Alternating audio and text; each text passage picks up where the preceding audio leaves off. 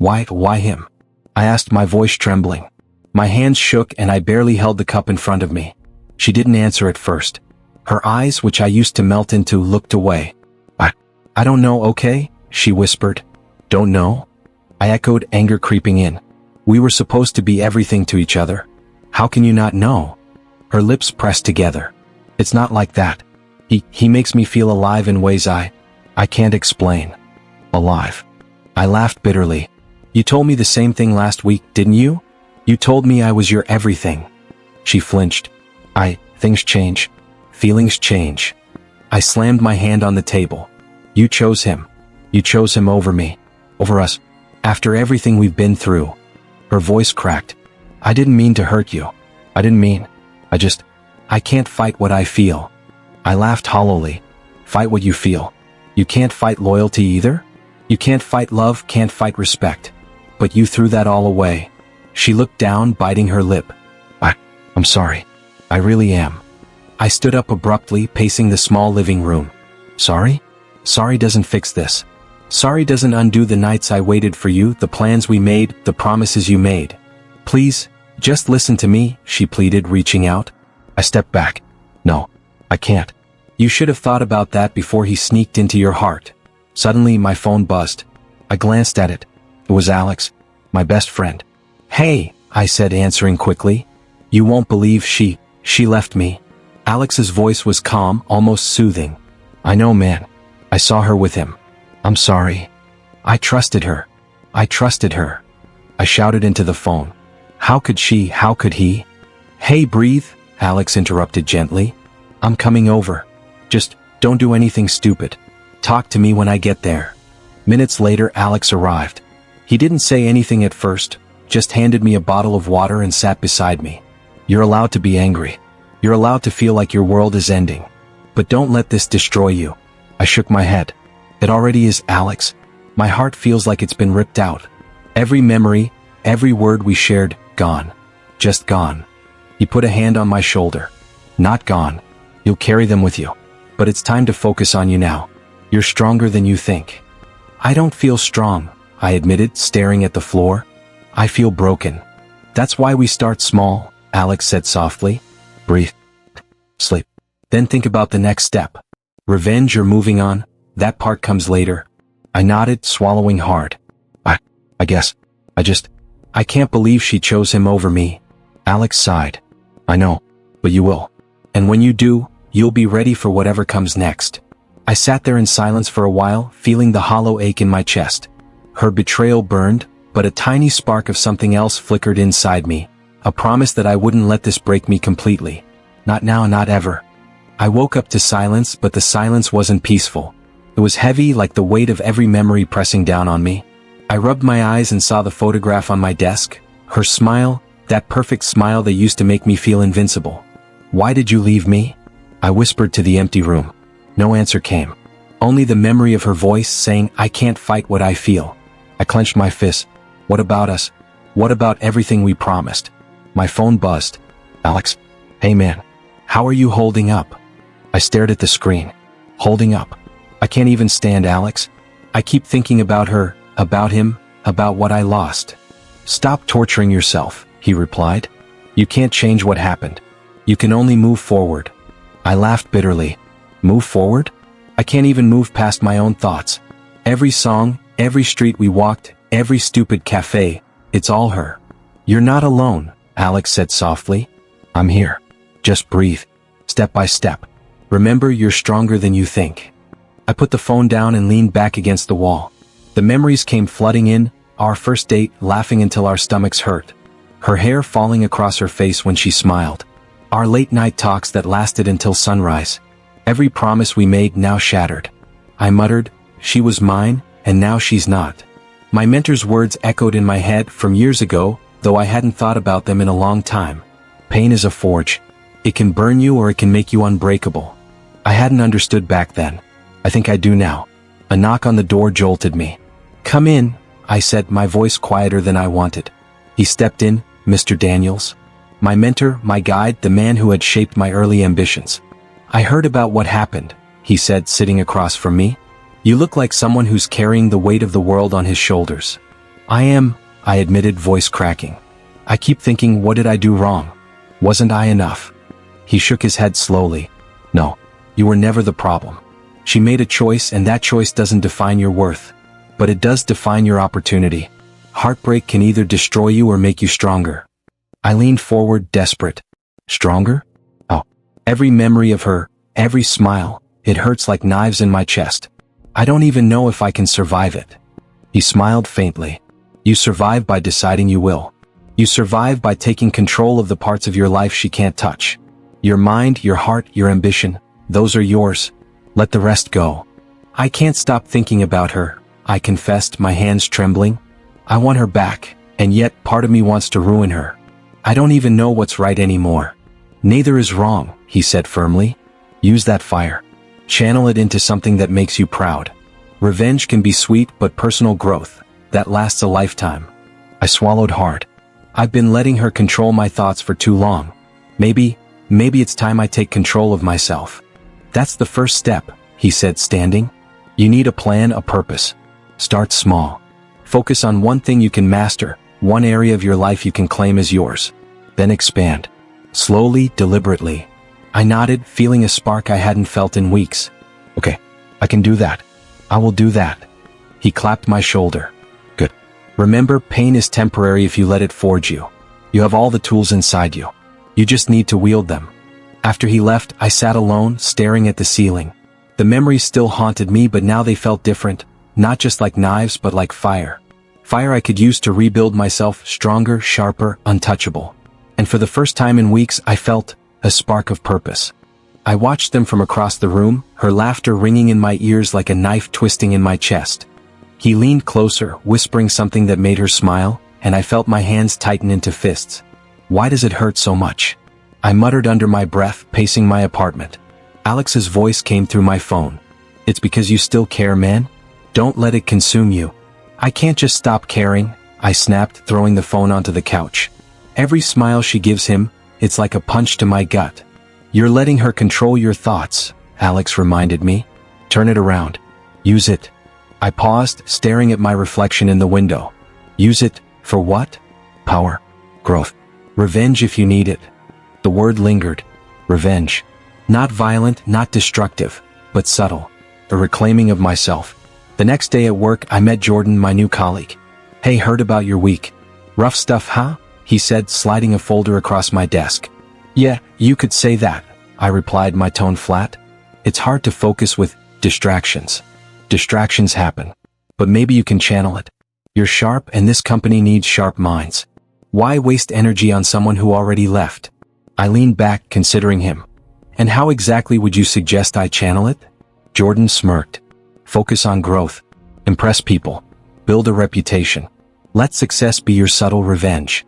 Karma's a slow teacher, but she's thorough. I nodded slowly. He had a point. I could rebuild everything she tried to break.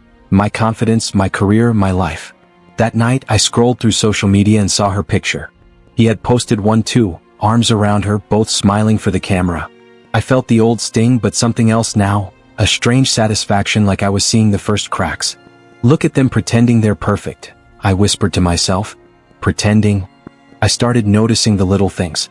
A comment she left that hinted at irritation. A photo where her eyes briefly scanned the room and found me staring. Subtle, fleeting, but it told me that nothing was as flawless as they wanted everyone to believe. The next morning, I brought it up with Jordan. I think she's not as happy as she seems. Little things, they tell me she's conflicted. He nodded. Exactly. People always slip. When they do, you need to be ready. Not out of spite, but to show that you're untouchable, that your life goes on, stronger than before. I like that, I admitted. Untouchable, invincible. Maybe this pain can be fuel, not poison. Jordan grinned. That's the mindset. Every small win counts. Build your network. Impress your superiors. Make them notice you. Let your rise be the quiet revenge she can't escape. I felt a spark igniting inside me. You really think she'll notice? Eventually, he said confidently. People can't ignore what grows unstoppable. Especially when they underestimated you. Over the next few weeks, I focused like never before. Each meeting, each small project, each casual conversation became a tool. I built rapport, earned respect, and felt the fire of transformation consuming the bitterness. One evening, I caught her glance from across the cafe. She thought I hadn't noticed. Her eyes flickered, hesitation, maybe regret. I smiled slightly to myself and whispered, "Karma's on my side, if I play it right." I realized then that my heartache could be a weapon, but one that didn't destroy, it elevated. Love and anger intertwined, fueling a deliberate plan. I was no longer just hurt. I was calculating, focused, untouchable. And for the first time since she left, I felt powerful. I didn't expect to see her here. The music was loud, the chatter constant. But the moment I walked into the room, there she was, laughing, radiant, pretending like nothing had happened. "Hey, I didn't expect to see you," I said, keeping my voice steady as I approached. She froze for a fraction of a second before forcing a smile. "Oh, hi. Yeah, small world, huh?" I caught the hesitation in her eyes, the subtle flicker that betrayed her composure. "How have you been?" I asked, deliberately calm. "Good, really good," she said, looking away. "And you?" I smirked lightly, hiding the storm inside me. "Better than ever. Busy, you know. Life keeps moving." He was there too, smug, arm around her, laughing at some joke I didn't hear. My jaw tightened. "And him?" I asked casually. Her smile faltered for a split second. "He's fine." I leaned slightly closer. "That's good. Really good. I hope he treats you right." She looked down at her glass. "He tries." I paused, letting the words sink in. "You know, I used to think we were unbreakable," I said softly. "I guess I was wrong." Her eyes darted up, a flicker of guilt passing through them. I never meant for it to end like that. Never meant." I echoed, letting a shadow of bitterness creep in. "You made your choice. Every smile, every laugh with him, it all made it clear where your heart lies." Before she could answer, our mutual friend, Sam, stepped in. "Hey, didn't mean to interrupt, but wow, it's awkward seeing both of you here, huh?" I nodded politely. "Yeah, a little." She shifted uncomfortably. "It's fine, really. We're adults, right?" "Adults," I repeated, letting the word linger. "Adults who understand consequences. Who know that actions can't be undone just because we pretend they didn't happen." Sam gave me a nervous glance. "Maybe we should grab a drink? Just relax." I exhaled, forcing a laugh. "Sure, why not?" I followed Sam, glancing back at her one last time. Her eyes met mine, fleeting, hesitant, searching for something that wasn't there anymore. Later, I caught snippets of their conversation across the room. She laughed at his jokes, leaned in slightly, but there were cracks, tiny, almost imperceptible. I noticed them, my satisfaction growing quietly. Karma, subtle but steady, was on my side. I ran into her again near the balcony. "Funny how we keep bumping into each other," I said lightly, smiling. "Yes, it is," she admitted. Her tone had an edge of regret, but she tried to mask it. I tilted my head. "I hope you know. I've changed. I'm not the same person you left behind." She swallowed. I see that. "And I'm not just surviving," I said, letting the words land. "I'm thriving. Every day I'm stronger. Every day I realize moving on isn't just forgetting. It's outgrowing someone who thought they could define your life." Her gaze faltered. "I didn't." "Don't," I interrupted gently. "It's fine. You don't get to explain. You lost that chance a long time ago." She looked away, a shiver of something, regret perhaps, passing through her expression. As I walked away, I realized something important. This encounter, brief and tense, had planted the first seeds of something bigger. Revenge? Maybe. Redemption? Definitely. But more than anything, it was the awakening that I didn't need her to define me anymore. And for the first time, I felt the subtle thrill of power. The power to reclaim my life on my terms. I walked into the office on Monday morning, determination buzzing in my veins. "Today," I whispered to myself, "today I take control." Jordan looked up from his desk. "You look fired up. What's going on?" I realized something, I said, sitting down. "I can't let her, or anyone else, define me anymore. I need to build a life she can't ignore." He raised an eyebrow. "Ambitious. I like it. So what's the plan?" I smiled faintly. "Step 1, focus. Work smarter, network harder, get noticed for what I can do, not what she thinks of me." "Exactly," he nodded. "And don't forget, image counts too. Confidence is power." I spent the next few weeks immersed in work. Every project became a challenge I was determined to master. "I'm presenting the new proposal tomorrow," I said to Jordan. "I need it flawless." "You've got this," he said. Just remember, everyone notices dedication. You're not invisible anymore. I practiced my presentation endlessly. The night before I muttered, every detail matters. Every word. Every look. They'll see I'm not broken. The next day, I delivered the presentation with precision. Compliments came from the higher-ups, nods of approval, even subtle glances of respect from colleagues. I felt a rush, not just of success but of vindication. "I told you," Jordan said afterward, clapping me on the shoulder. "You're unstoppable when you focus." I smiled, but my mind drifted. I wonder if she's heard about this. A week later, I ran into her at a charity event. She acted indifferent, chatting with others, but I caught a flicker of something, jealousy perhaps? I held my head high and greeted her. "Hi," I said casually. "Hey, you look, well," she stammered. "Thanks." "Busy?" I replied, letting the confidence in my tone speak for itself. Jordan nudged me subtly from behind. "Notice anything?" I glanced at her and whispered, her eyes, fleeting regret. "She tries not to, but it's there." "Good," he grinned. "That's the effect you're building. Keep growing, she can't ignore it." As the weeks went by, I gained more recognition. Promotions, accolades, invitations to events, all small victories, but they felt huge. Each one reminded me that I wasn't defined by her choices, by her betrayal. I was building something stronger, a life I could be proud of. One evening, Jordan and I sat in a quiet cafe, plotting the next steps. "You've done well," he said, leaning back. "But now it's time to expand. Connections, influence, people who matter. We'll turn this fire into a network that can't be shaken." "I like that," I said, sipping my coffee. "People respect what they see. Influence isn't just power, it's security. And she'll notice eventually." "Exactly," he said, smiling. "But don't let it be about her. Let it be about you. Every step you take is proof you've outgrown the past." I nodded, feeling a thrill. Outgrown, yes, that's exactly it. I can't go back. I can't let her define my story. Jordan leaned closer. "Remember loyalty, though. Be selective with friends. Betrayal isn't just painful, it's expensive. Choose who you trust carefully." "I will," I promised. "I've learned the hard way. But I'm stronger now. Smarter. I'll use this, not just to succeed, but to thrive." The next month brought more challenges, but I met them head-on. A difficult client? Negotiated flawlessly. A team conflict? Resolved without drama. Every win, small or big, built me up further. One night, walking home, I caught her in a passing car. She glanced at me, her eyes betraying recognition, and maybe admiration. I didn't wave, didn't react, but inside I smiled. This was it. I was no longer the man she left behind. Every achievement, every step forward was mine. And the life I was building? Untouchable. For the first time, I felt the satisfaction of power, not over her, but over my own destiny. And that was sweeter than any revenge I could imagine. I heard about them again, another fight, another secret revealed. From across the room, I watched him fume while she tried to explain, her eyes wide with panic. "Are you kidding me?" he shouted, slamming his hand on the table. "You said you were honest with me." "I was honest," she yelled back, voice shaking. I didn't think it mattered at the time." I exhaled slowly, leaning against the wall in my quiet corner. Karma was subtle, but it was happening. I didn't need to step in.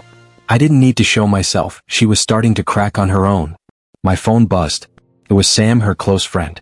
"You're seeing this, right?" he asked, his tone cautious. "Yeah," I replied, voice steady. "She's not as perfect as she wants everyone to think." Sam sighed. "I don't want to get involved, but you can see it too, right?" She's struggling. "He's controlling, manipulative." I tried to tell her, but she won't listen. I nodded slowly. "I see it, and I'm not touching it. Let karma do the work." "You're calm?" Sam said, a little surprised. "A lot of people would be jumping in, taking advantage." "Calm is power," I said softly. "If I act now, it's because I want to, not because I'm still hurt. This is bigger than my anger." Later, I caught her glancing my way. I didn't move, didn't approach. Her eyes widened for a fraction of a second, then she looked away. I felt no pull, no old ache. Only the quiet satisfaction that I had moved beyond her influence. "She tried to call me today," Sam added later, lowering his voice. I didn't answer, obviously. "But you know, she asked about you." "Weird, right?" "Not weird," I said. "Predictable. She's used to being the center, thinking people revolve around her. But I don't anymore. I'm untouchable from her reach." Sam chuckled. "I can see that. different, stronger, focused. I didn't think someone could recover like this so fast. It's not fast, I said, sipping my coffee. It's deliberate. Every choice, every step I take builds me. Revenge isn't about hurting her, it's about rising above her. Elevating myself where she can't touch me. You make it sound strategic, Sam said. Because it is, I replied. I've learned that heart and mind have to work together. If heart rules, you make mistakes. If mind rules, you control everything. A week later, I saw them again at a gallery opening. She tried to act confident, smiling at guests, laughing at jokes. But the cracks were there, his impatience, her hesitation. I noticed every subtle sign, every tiny slip. She's not happy, I whispered to Sam as we watched from a distance. She's not, he agreed. And you look like you finally understand what power is. I smiled faintly. I do. Power isn't about control over others, it's control over myself. I don't chase her anymore. I don't let her words dictate my mood or my life. That's true strength. Sam nodded. You're ready then. If you ever confront her, it'll be on your terms. Exactly, I said. Not driven by emotion, not by desire for revenge in the petty sense. If it happens, it's deliberate. If not, I don't need it. I've already won in ways she can't see yet. That night, I walked home alone, the city lights reflecting off the pavement. I thought about everything she had taken, everything she had tried to manipulate. And I realized something crucial, none of it mattered anymore. I had rebuilt myself, stronger, wiser, untouchable. I whispered to the night, I am beyond you, beyond him, beyond all of it. And for the first time, I felt a power I had never known before, not over her, not over anyone else, but over myself. I didn't expect her to approach me, not here, not now. But there she was, across the crowded room, hesitating for a moment before walking straight toward me. My heart thumped, a familiar rhythm I thought I had buried. Hey, she said softly, voice trembling just enough to betray her composure. Hey, I replied, keeping my tone steady. It's been a while. She looked down, twisting her fingers. I know I messed up. I shouldn't have left you for him. I tilted my head, studying her. Should've? Should've what? You made your choice. Every laugh, every touch, every whispered word with him, that was your decision. I know, she said, voice breaking. But I didn't think about how it would hurt you. I was selfish, I never realized. You never realized, I echoed, letting the words sink in. Do you know what it felt like? To trust someone with your entire heart only to have them throw it away. Her eyes filled with tears. I held up a hand, cutting her off. Stop. I don't need your apologies. I don't need excuses. I needed honesty, and you couldn't give it. But that's the past. What matters is right now. Her lips quivered. Right now. I just want to know, did you ever stop loving me? I paused, letting the question hang. Part of me did, eventually. Part of me didn't. But that's irrelevant. You don't get to hold my emotions hostage anymore. I'm not the same man you left behind. She flinched. I can see that. You're stronger. Different. I didn't think you'd.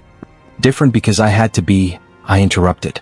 Every betrayal, every lie, every moment of heartbreak forged me into someone who doesn't bend to anyone's whims, especially yours. Her shoulders slumped. I can't believe you know everything. About him, about me, about all the little things I thought I hid.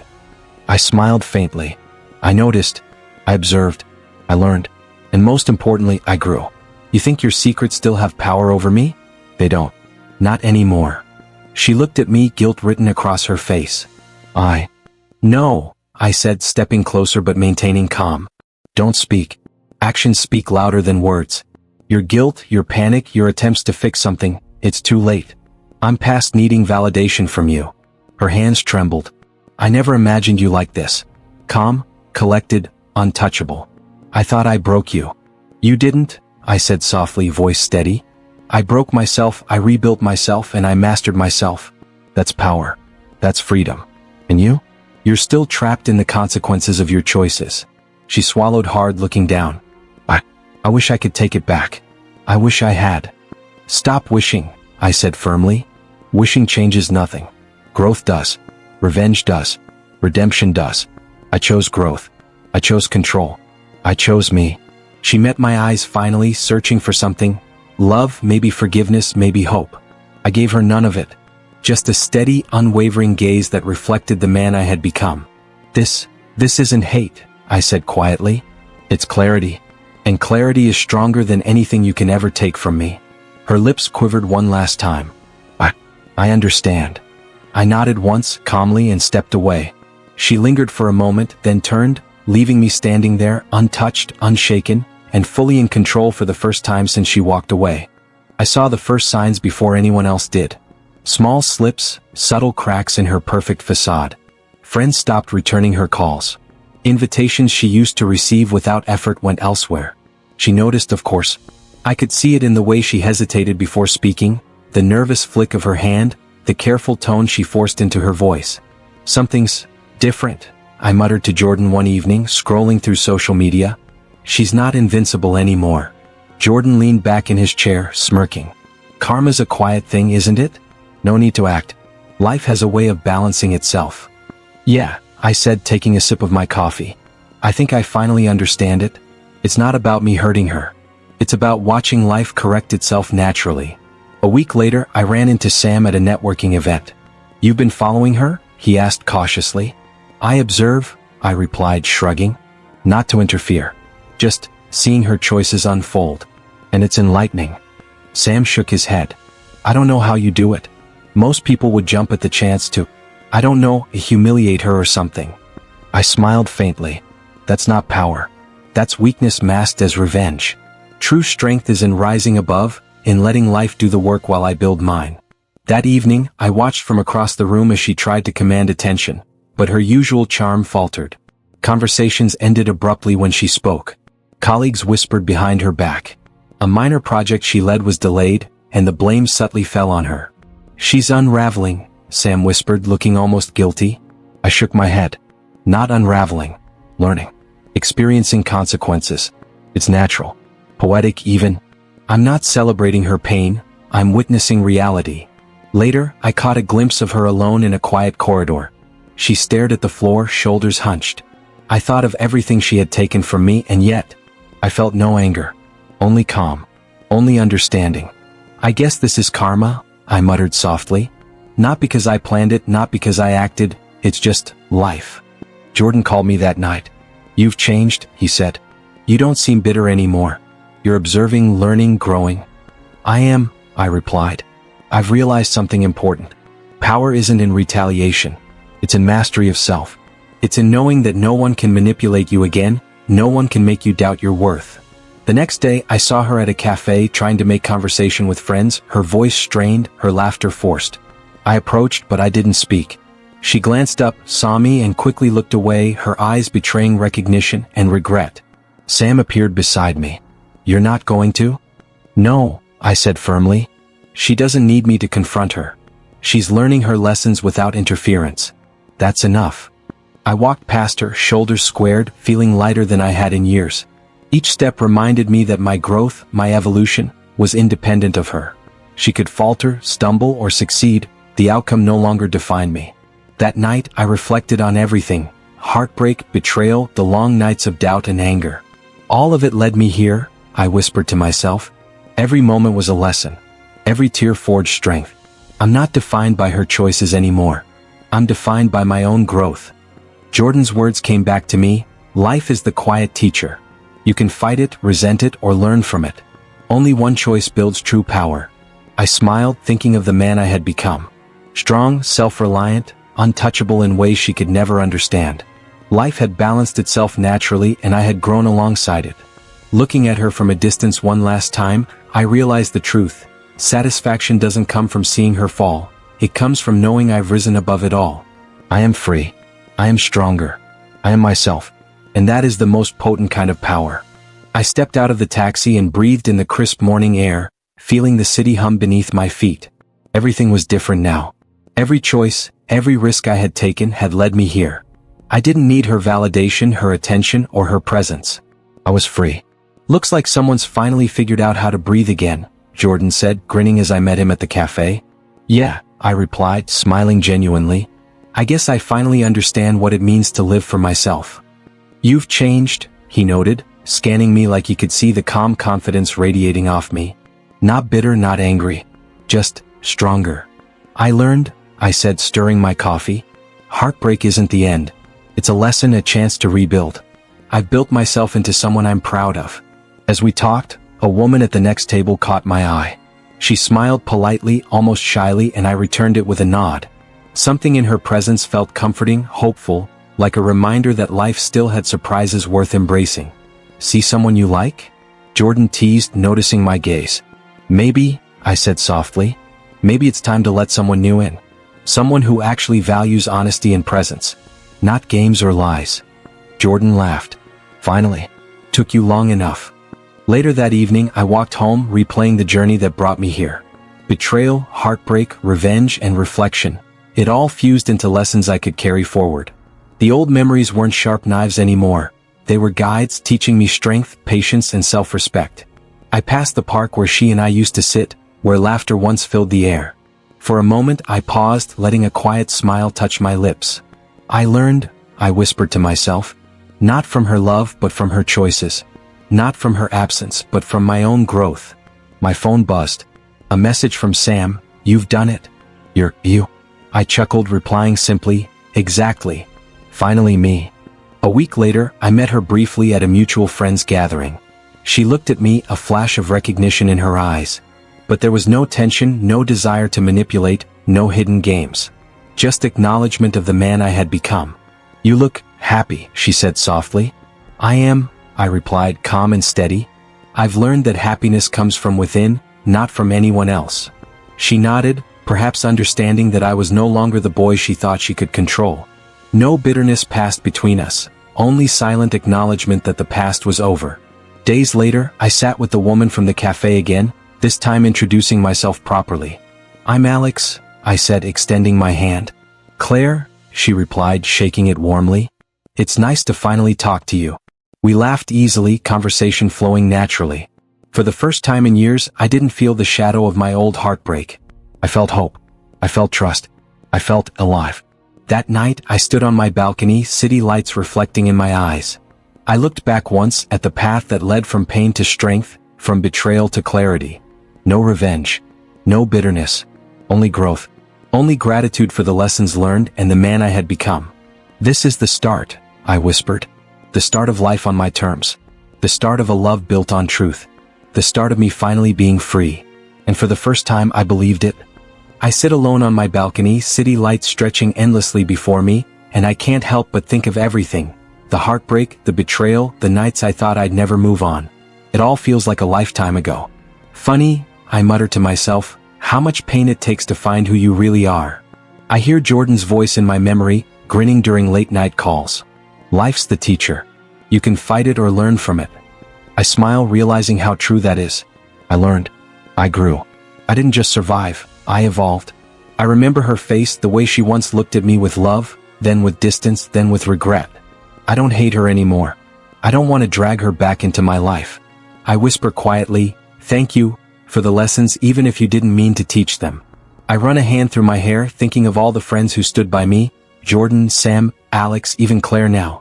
Each one played a role, each one helped me see that I could reclaim my life. "Alex," I whisper, thinking of her smile that feels like sunlight on a cold day. "You remind me that trust and hope aren't lost forever." I lean back, recalling the confrontations, the arguments, the moments of bitter anger and quiet reflection. I said things I didn't know I could say, I learned to hold back when needed, and I watched karma unfold without interference. "I've realized," I say aloud, voice calm, "that power isn't in revenge. It's in control. In knowing who I am, no matter what anyone else does." The city hums around me. Cars, distant laughter, life moving forward. And I move with it, not behind it. Not chasing anyone's approval. Not haunted by what could have been. I breathe in deeply and let the past fold gently into memory. I see flashes of her close friend, Sam, Jordan, Claire. All faces that remind me I'm surrounded by people who matter, people who chose me for me. And I remember her one last time, not with anger, not with longing, but with acceptance. "She was never mine to hold," I murmur. "And I'm finally free of needing her to be." A breeze brushes past, soft and comforting. I close my eyes, letting the quiet sink in. I feel the strength I earned, the calm I fought for, and the resilience that heartbreak built within me. I whisper, almost to myself, "I forgive myself. I forgive her. And I choose me." The memories fade gently now. No sharp pangs, no sudden tears. Just reflection, understanding, and the subtle, unwavering satisfaction of knowing I survived, I learned, and I conquered the part of me that once waited for approval.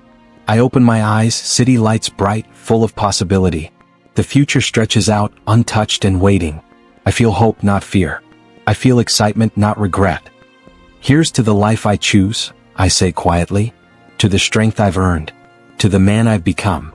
I take one last deep breath, feeling a calm I never thought I'd have. Life's unfair twists shaped me, but they didn't break me. They forged me. I am whole. I am free. I am myself. And for the first time in years, I truly believe it.